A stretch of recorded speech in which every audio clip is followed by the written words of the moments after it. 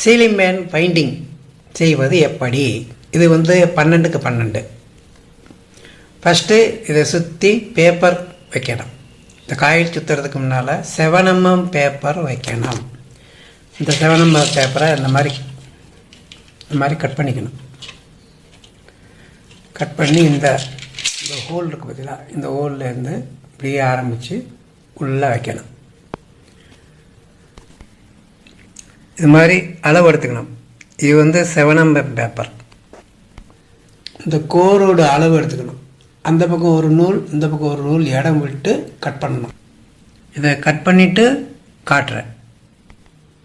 அதில் இந்த கோர் இருக்கு, இந்த கோரோட அளவு எடுத்துக்கணும். இது மாதிரி ஒரு ஹோல்லையும் நம்ம வைக்கணும். இந்த பேப்பரோட இதையும் ஜாயின் பண்ணிக்கணும். இந்த மாதிரி டேப் போட்டு கட்டிக்கணும்.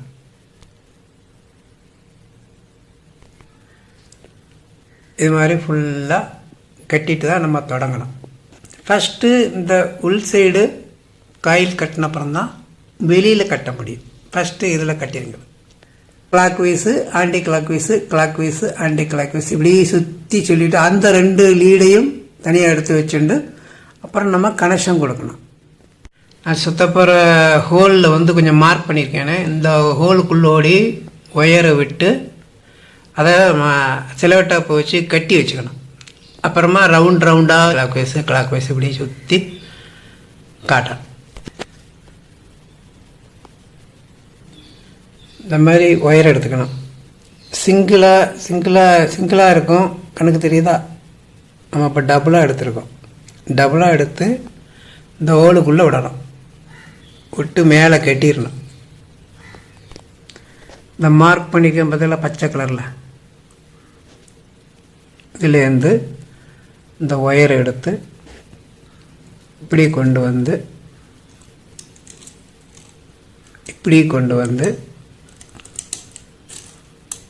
இப்படி சுற்றணும். இப்படி 300 அடுத்த ஸ்லாட்டில் இப்படி சுற்றணும். ஆன்டி கிளாக் வைஸில் இது ஸ்லாட்டில் நேராக சுற்றணும்.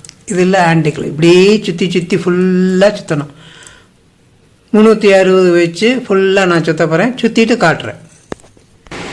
360 சுற்றுறதுனால நமக்கு கவுண்டிங் மறந்து போயிடும். 100 சுற்றின உடனே நான் ஒரு அடையாளத்துக்கு ஒரு ஸ்பேனர் எடுத்து வச்சுக்கிறேன். 100 ஆச்சு. இப்படி 3 ஸ்பேனர் எடுத்து வச்சாச்சா 300 ஆச்சு. அப்புறம் ஒரு 60ன்னு சுற்றி ஆச்சாடா 360 ஆச்சு.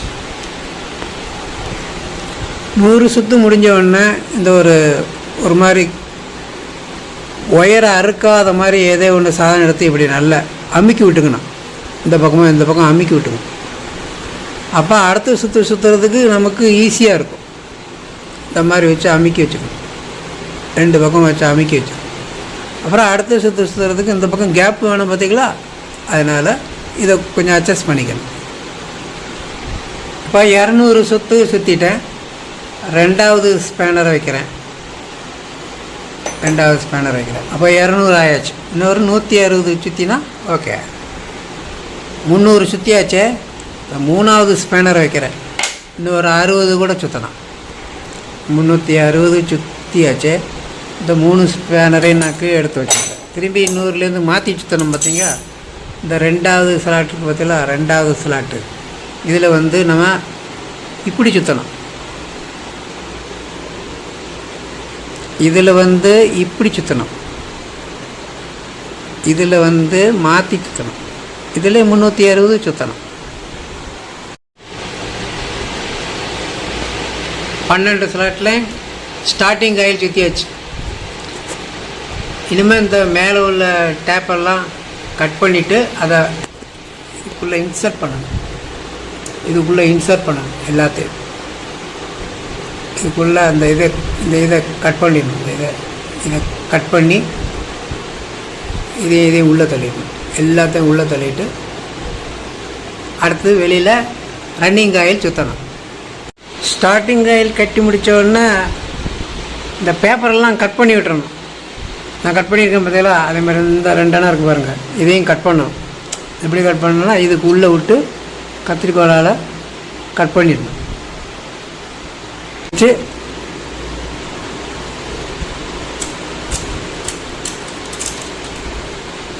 இப்படி மொட்டை வெட்டிடணும், எல்லாத்தையும் வெட்டணும்.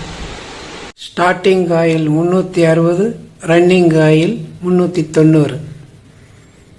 எல்லா இடமும் சுற்றி கட்டி பேப்பர்லாம் வச்சு பக்காவாக ரெடி பண்ணியாச்சு. கனெக்ஷனும் கொடுத்தாச்சு, 3 லீடு எடுத்தாச்சு. ஸ்டார்டிங் காயிலோட ஸ்டார்டிங் ஒயரும் ரன்னிங் காயிலோட ஸ்டார்டிங் ஒயரும் ஒன்றா இணைச்சி சிவப்பு ஒயர் ஆக்கியாச்சு. இந்த ரன்னிங் காயிலோட எண்டை கருப்பு ஒயர் ஆக்கியாச்சு. ஸ்டார்டிங் காயிலோட எண்டை மஞ்சள் கலர் ஒயர் ஆக்கியாச்சு.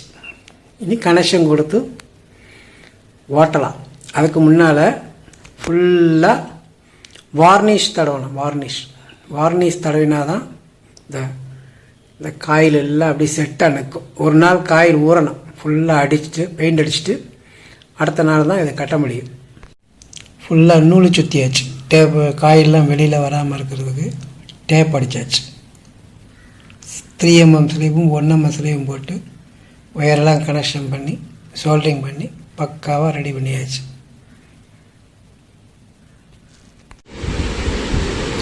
அறுபத்தி 6202 இது சீலிங் பேனலு டாப் பேரிங் மாட்டியாச்சு. எல்லா கனெக்ஷனும் பண்ணியாச்சு. நம்ம டெஸ்ட்லாம் வச்சு டெஸ்ட் பண்ணணும். எல்லாம் மாட்டியாச்சு, ஃபுல்லாக மாட்டியாச்சு.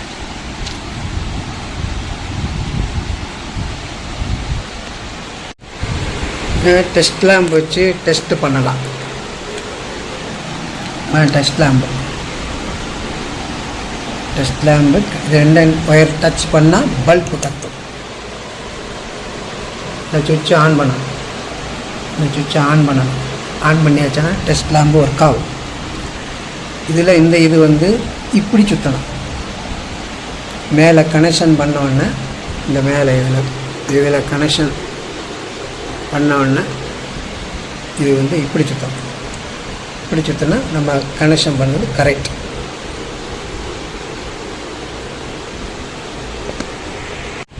இப்போது நம்ம டெஸ்ட் லேம்பு ஆன் பண்ணுவோம்.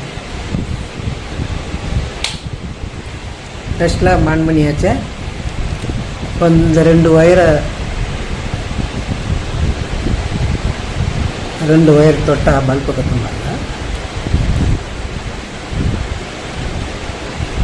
இப்போது மேலே 2 ஒயரில் தொடும்போது இது இப்படி சுற்றணும். இல்லை ரொம்ப நேரம் வைக்க முடியாது, வச்சுட்டு உடனே எடுத்துடுவேன். இது இந்த பக்கமாக கறங்கிறதா பாரு.